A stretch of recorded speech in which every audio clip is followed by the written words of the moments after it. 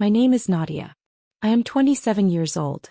And on what was supposed to be the happiest day of my life, my brother stood up in front of 180 people and tried to destroy everything. I was standing at the altar. My white lace dress had small pearl buttons running all the way down the back. Cole was right in front of me holding both my hands. His eyes were wet. Not sad wet. The kind that spills over when you have been waiting a long time for something good. Pastor Willis had just asked the question. The one every wedding reaches. The one that sounds like a rule nobody ever breaks. If anyone here has reason why these two should not be married, speak now or forever hold your peace. 2 full seconds of quiet. Then a chair scraped the floor. Loud. Slow. Deliberate. I already knew who it was before I looked. I had been hearing those footsteps my whole life. But I turned my head anyway. Brandon. My brother. Standing in the 3rd row left side. Wearing the suit I had picked out for him because he said he didn't know what to wear. His face was calm. Almost bored. He raised one hand like he was answering a question in class. I have something to say, he said. Something everyone in this room needs to hear. 180 people stopped breathing at the same time. I did not flinch. Before I tell you how this ends, I want you to understand something. This story did not start at that altar. It started years before in a house that smelled like pine wood and old coffee. In a family where love was never the problem. What was there instead was something quieter and harder to name.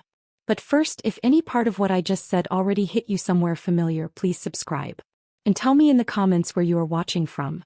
I want to know who is here with me tonight. Let me take you back. My name is Nadia. I work as a graphic designer from home. I have a small studio in the spare bedroom of the house I share with Cole. Cole is 30 years old, an electrical engineer and the quietest strong person I have ever met. Not the kind of quiet that disappears in a room. The kind that holds steady when everything else is shaking. We met at a mutual friend's birthday dinner 3 years before our wedding. He passed the bread basket before I even had to reach for it. I noticed things like that. Small things. He never stopped doing them. He is the most honest person I know. Which made what my brother tried to do that morning even harder to watch. Because Cole had given Brandon no reason. Not one single reason. Let me tell you about Brandon. Brandon is 31 years old. 4 years older than me. Growing up, he was the loud one, the funny one, the one who made every room feel bigger just by walking in. My parents never said he was the favorite out loud. They did not have to. It was in the way my mother saved the bigger piece of cake for him without thinking.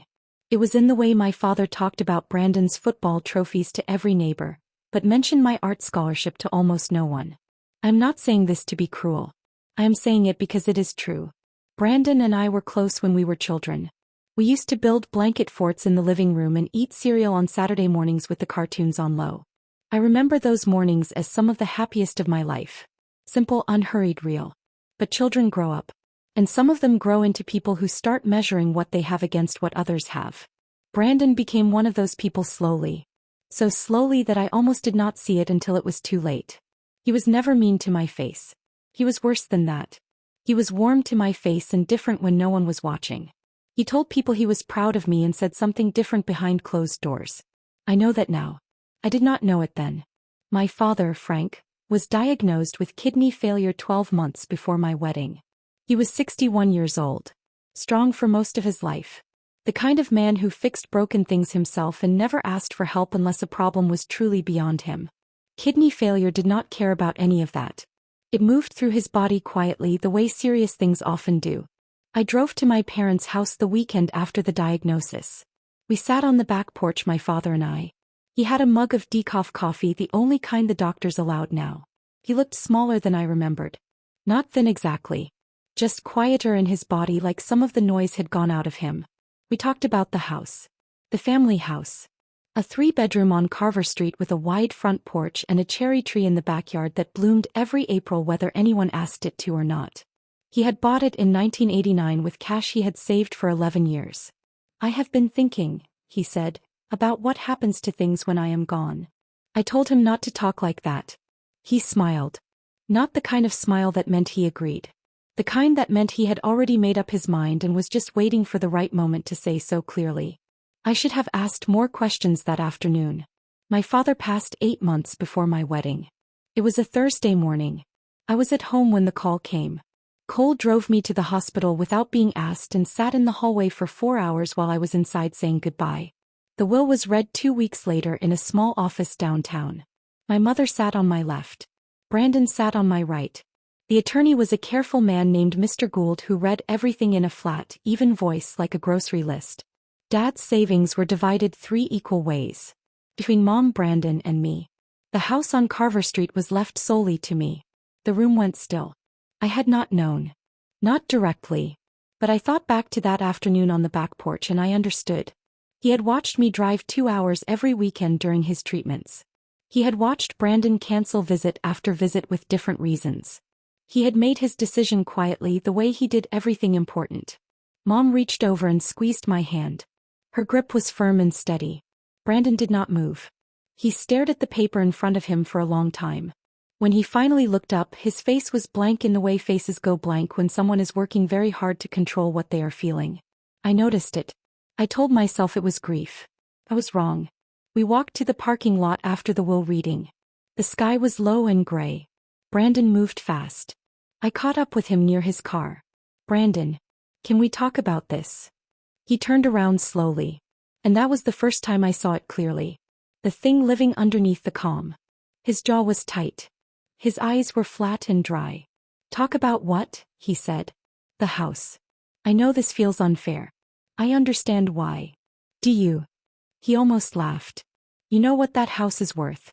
Almost $300,000. The savings were split 3 ways. The house was not. That is not equal, Nadia. That is you walking away with everything that actually matters. I was there, Brandon. Every weekend. Every treatment. You chose to do that. Nobody made you. I stood still. The wind came through the parking lot, cold and sharp. I let it pass before I spoke. I understand you are hurting, I said. So am I. We just lost Dad. He looked at me for a moment. Then he got into his car. He did not slam the door. He closed it carefully, which was somehow worse than slamming it. A controlled thing. The kind of control you practice because you plan to need it later. He drove away. I stood there in that empty parking lot trying to figure out when my brother had started to see me as the problem. Cole had proposed 14 months before the wedding. 2 months before Dad got sick. We were in the kitchen. A regular Tuesday evening. He was washing dishes. I was on the counter eating leftover pasta. He turned off the tap, dried his hands slowly on the dish towel, and reached into the cabinet above the stove where we kept extra batteries and rubber bands and things without a proper home. He pulled out a small ring box. I nearly choked on my pasta. He laughed. Then he looked nervous. Genuinely nervous. Cole, who stays calm in power cuts and traffic and every ordinary emergency of daily life, was visibly shaking holding that small box in our kitchen at 8:30 on a Tuesday. I don't have a speech, he said. I just know I want to be with you. For all of it. The good parts and the hard ones. I said yes before he even finished the sentence. I told Brandon that same week. He came over with a bottle of wine. He hugged me. He toasted to us. He said he was happy for me and he sounded like he meant it. That was before Dad got sick. Before the will. Before everything shifted. I look back at that evening sometimes and try to remember his face when he said he was happy. I try to decide whether he meant it or whether the distance had already started somewhere underneath. I still do not know. After the will reading, Brandon stopped answering my calls for 3 weeks. When he finally called back, he did not explain the silence. He jumped straight into the middle of a conversation like we had already been having it for days. Cole makes good money, right? He said. What does that have to do with anything? Once you are married, things get complicated. Assets. Property. He could have legal standing on the house. You should figure that out before the wedding. I knew exactly what he was suggesting. He wanted his name on the deed. Or the house sold. Or some arrangement that gave him a share of something our father had deliberately chosen not to give him. The house is mine, I said. Dad left it to me. That is the end of it. I'm just saying legally. I am not signing anything, Brandon. I am not selling. I am not splitting. The house stays exactly as it is. Pause. Long and careful. Fine, he said. Just that one word. The call ended. I set the phone down and sat at the kitchen table for a while. I thought about the flat, careful tone of his voice. The way he had made a clear threat sound like helpful advice. 3 days later he sent a text. Hey. Can I be the MC at your wedding? Would love to help out. I stared at that message for a long time before I answered. I know what you are probably thinking. Why did I say yes? Here is the honest answer. Because he was still my brother. Because some part of me believed that if I gave him something, if I let him stand at that microphone and feel included, maybe the wound from the will would start to close. Maybe he just needed to feel like he still had a place in my life. And because my mother called me after he asked and said, Nadia, please. Let him do this. He just needs to feel like he is part of things. So I said yes. Cole was not sure. He sat across from me at the kitchen table that evening and turned his coffee mug in slow circles, which is what he does when he is thinking something he has not yet decided to say out loud. You trust him right now? He asked. He is my brother. Cole nodded once. He did not push further. That is one of the things I love most about Cole. He respects my choices even when he has doubts about them. He told me much later that he had a bad feeling when I said yes. He just did not think it was his place to say so. I wish he had said so. But even if he had, I think I still would have let Brandon have that microphone. Because I wanted my family to be whole. Even when it was not. Zoe had been my best friend since we were 15 years old. We met in art class when she borrowed my paintbrush and returned it cleaner than she found it. That was Zoe. She noticed details other people skipped over. She also noticed things about people that they would rather not have noticed. 2 months before the wedding, we were sitting at her kitchen table going through centerpiece options when she set down her pen and looked at me the way she does.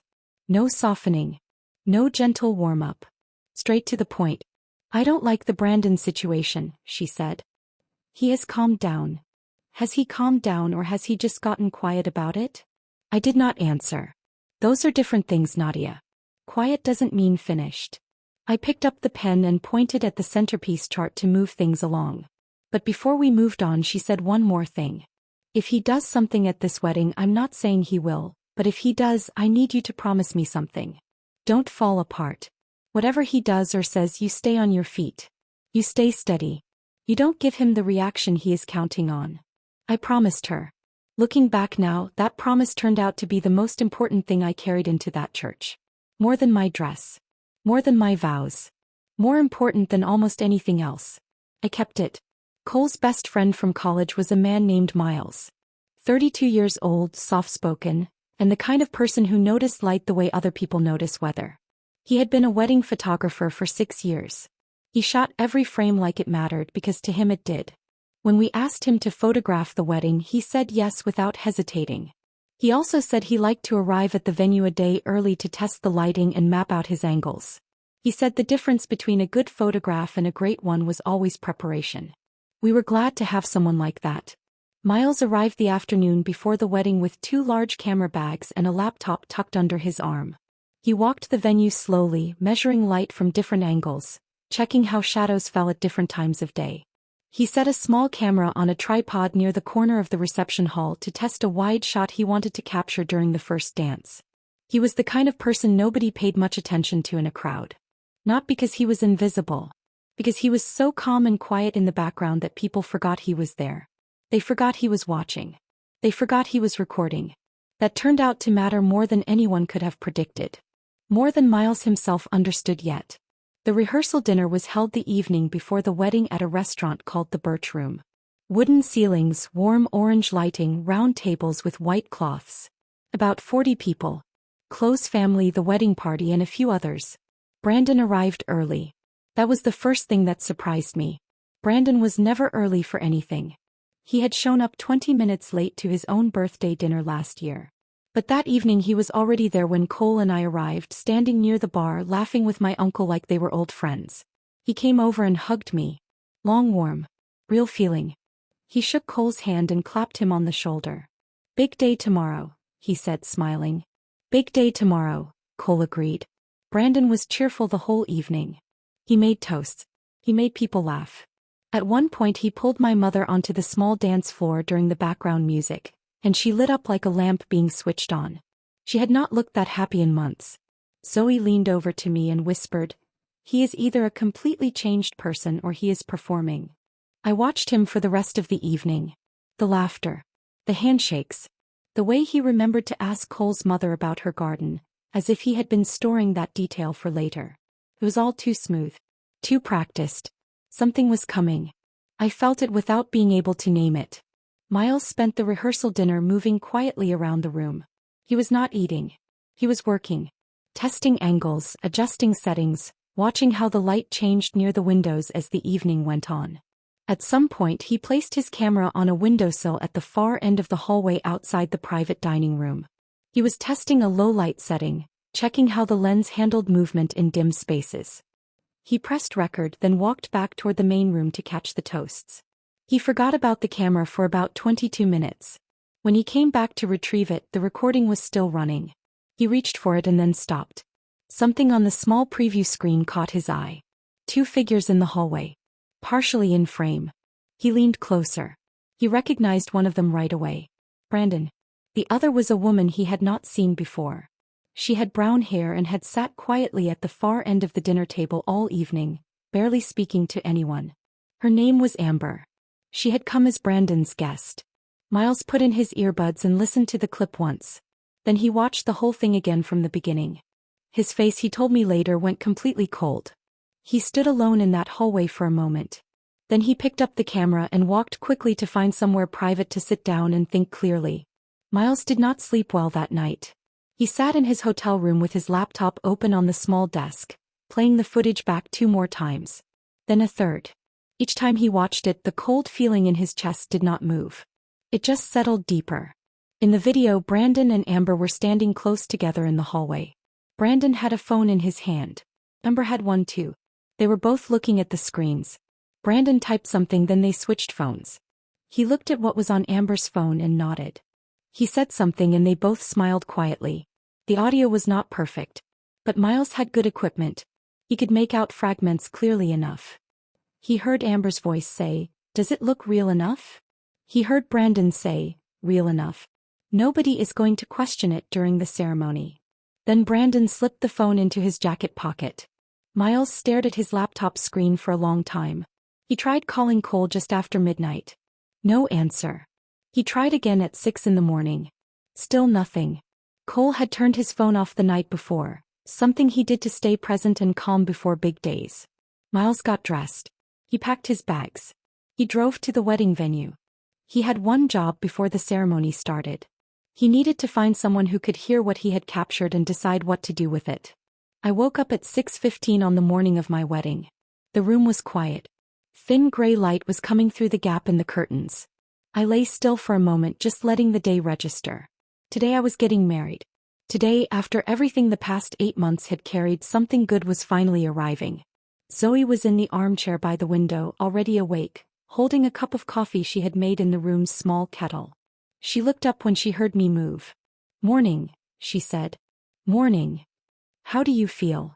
I thought about it honestly before answering. Nervous. But the right kind. She smiled. "The right kind is fine." We had breakfast sent up. Scrambled eggs and toast. I ate more than half of mine, which surprised me.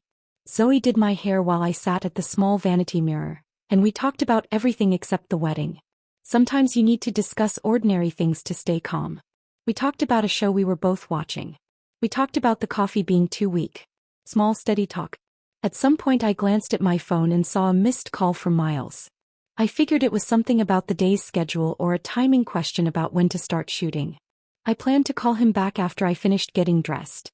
I did not call him back in time. That was the only small mistake I made that day. Miles arrived at the venue at 8 in the morning. 2 hours before the ceremony. He found Zoe near the entrance to the bridal suite. He asked to speak with me privately. Zoe told him I was in the middle of getting my hair finished and asked if it could wait 15 minutes. He said no. She looked at his face. Whatever she saw there made her knock on the door right away. "Nadia," she said, leaning in. "Miles needs a word. He says it cannot wait." I came out into the hallway with half my mascara still unfinished and a small brush still in my hand. Miles did not spend time on an introduction. He opened his laptop right there in the hallway and pressed play. I watched the clip. Then I asked him to play it again. When it ended the second time, I stood in that hallway and felt something I had not expected. Not panic. Not tears. Something quieter and much colder. The feeling of something you half suspected finally showing its full shape. Brandon at the rehearsal dinner, too cheerful, too smooth. The phone going carefully into the jacket pocket. Zoe whispering that quiet did not mean finished. All of it lined up now. I handed the laptop back to Miles. Kept my voice even. Do not erase that, I said. And be ready when I look at you. He nodded once. I went back into the bridal suite and finished my makeup. Zoe stood in the doorway watching me in the mirror. I could feel the question she was holding. What are you going to do? She finally asked. I am going to walk down that aisle, I said. And I am going to let him say whatever he planned to say. She was quiet for a moment. And then Miles takes over. I explained the plan in 3 short sentences. Clean and simple. Zoe listened. When I finished, she gave one slow nod, the way she does when she has already made a decision. Okay, she said. I'll be right behind you. I asked Miles to come back to the hallway for a moment. I told him what I needed. He said he could connect his laptop to the projector in the church in under 2 minutes. The projector was already in place for the photo slideshow Cole and I had planned for later. Miles had the cable in his bag. Then I sent Cole a short text. 5 words. Trust me today. I love you. He replied in 2 seconds. Always. Whatever you need. I put the phone down and looked at myself in the mirror for one quiet moment. White lace. Pearl buttons. Eyes that were steady even if my hands were not entirely. I was ready. Whatever Brandon was planning, I was ready for it. The church was full by 9:45. 180 people in white sash chairs, an aisle lined with soft cream flowers, morning light falling through the high windows in long warm slants across the floor. Cole was already at the altar when the back doors opened. My mother walked me down the aisle. She had asked to do it the week after Dad passed and I had said yes immediately without having to think about it. She held my arm with both hands. Her grip was firm and careful, the way she held things she did not want to drop. She leaned close as we started walking. You look like him when you smile, she said quietly. Exactly like him.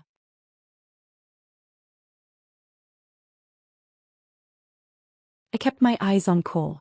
He was not crying yet. But his jaw was moving in the way it does when he is fighting something back. He smiled the moment our eyes met and I smiled right back. I did not look at Brandon. Not yet. I knew he was there. 3rd row left side. I could feel him the way you feel a storm that has not broken. Pastor Willis welcomed everyone. He offered a short prayer. He read something Cole and I had chosen from a small book of poems. The rings were exchanged. Everything moved forward, steady and quiet, almost dreamlike. Then he asked the question. The one that is supposed to go unanswered. If anyone here has reason why these two should not be married, speak now or forever hold your peace. The chair scraped. Brandon stood. I have something to say, he said. Something everyone in this room needs to hear.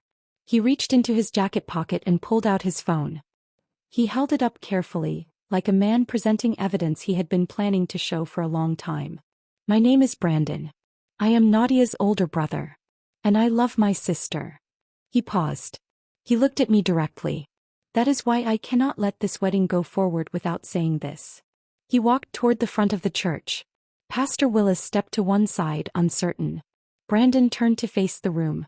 Cole has been sending messages to another woman. For months. I have the screenshots. They were shared with me by someone who knew and could not stay quiet. He held the phone up higher. I will pass this around so everyone can see. A low sound moved through the room. Chairs shifting. People leaning forward. Cole's hand tightened around mine. I felt the tension moving up his whole arm. He turned slightly toward me. I looked at my brother standing there with that phone. I thought about Miles in the back of the room with his laptop. I thought about the clip I had watched twice that morning in the hallway. I breathed out slowly. Let him finish, I said just loud enough for Cole to hear. Brandon looked surprised that I said that. He had expected panic. Tears maybe. A breakdown at the altar in front of 180 witnesses. He had planned for that version of me. The one that crumbles under pressure. He did not know the version that had been awake since 6 in the morning and had already made a plan. Cole turned to me slowly. His eyes asked a question. I squeezed his hand twice. He had seen my text. He trusted me. That was all the text had asked for. That was what he gave me without hesitation. Brandon passed the phone to the people in the 1st row. They looked at the screen. Some frowned. Some whispered to the person beside them before passing it on. The screenshots showed a conversation between a contact named Cole and a woman. Warm messages. The kind a man would never send if he intended to marry someone else the following morning. People were glancing at Cole now. Some with confusion. Some with sadder expressions that were harder to read. Brandon came back to the front. He faced the room again. His voice softened the way a voice softens when it wants to sound like grief. "I am sorry," he said. "I am so sorry. But she deserved to know the truth before it was too late." Several people in the room nodded slowly. I waited one more second. Then I looked at Miles. Miles was at the left side of the room near the entrance. His laptop was already open. The projector cable was already connected. He had set this up quietly while the ceremony was starting, just as I had asked. He met my eyes. I gave one small nod. He pressed play. The projector screen at the front of the church lit up. It had been showing the ceremony program when people arrived. Now it showed something different. A hallway. Warm wooden walls. The Birch Room restaurant the previous evening. The timestamp in the corner said 8:41 p.m. Two figures. Brandon on the left. Amber on the right. Both of them looking at their phones. Brandon typing something. Switching phones with Amber. Reading what was on her screen. Nodding slowly. Then Amber's voice, slightly rough but completely clear through the speakers Miles had connected. "Does it look real enough?" And Brandon's voice. Steady. Calm. Like a man who had been planning this for a while. "Real enough. Nobody is going to question it during the ceremony." A quiet laugh. A phone disappearing into a jacket pocket. The clip ended. The screen went dark. Nobody moved. Not one person. 180 people sat in those white chairs and stared at the front of the room in complete silence. Brandon was still holding his phone. His hand had stopped moving entirely. Brandon's face changed 3 times in about 4 seconds. First confusion. Then recognition. Then something that lived right next to fear but was not quite fear. That is taken completely out of context. The audio is bad. We were talking about something else entirely that night, and anyone can hear that You can hear it clearly, Miles said from the back of the room. No drama in his voice. Just a plain fact. My mother stood up from the front row. She had sat through the whole ceremony with her hands folded in her lap, still and composed. Now she was on her feet and the composure was gone. She looked at Brandon the way she used to look at us when we were children and had done something she could not find words for. "Brandon." Her voice came out low and unsteady. "Not angry yet. Something that comes before anger. Did you make those screenshots? Did you plan all of this?" Brandon looked at her. Then at me. Then at Cole, who had not moved from his place at the altar. Cole was completely still, one hand holding mine, his face steady and quiet. Brandon opened his mouth. Then he closed it again. He looked down at the phone in his hand like it had become a foreign object. That silence answered my mother more completely than any word could have. The whole room understood it. There was nothing left to explain or argue about. Zoe spoke from 3 rows back. Her voice came out clear and even, the way it always does when she has decided something matters. "Those screenshots were created on a phone in the hallway of the Birch Room at 8:41 last night. We have the footage. The timestamp on the clip matches the time on the screenshots exactly." Amber was sitting in the 4th row. She had gone completely still. He was not looking at Brandon. She was not looking at anyone.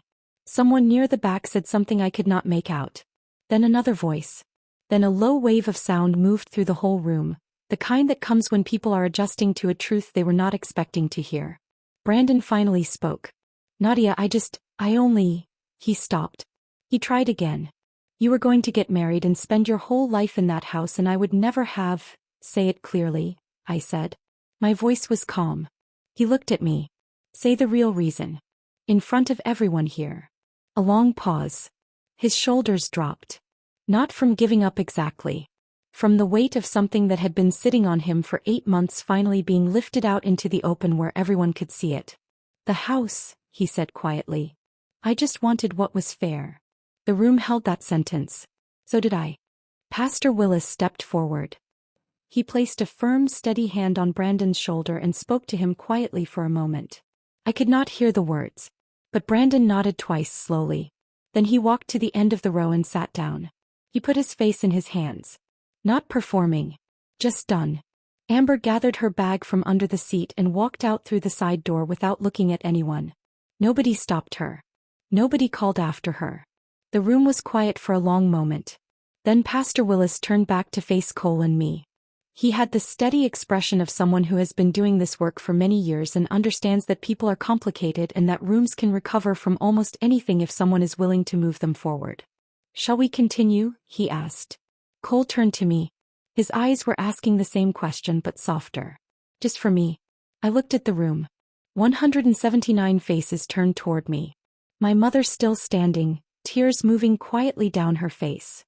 Zoe with one hand pressed to her mouth.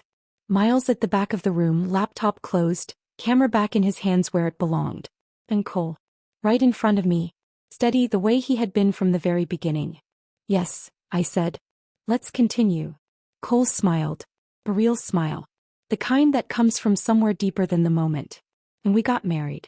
There is a certain kind of peace that does not arrive until after the hardest thing is already finished. Not happiness exactly. Not relief.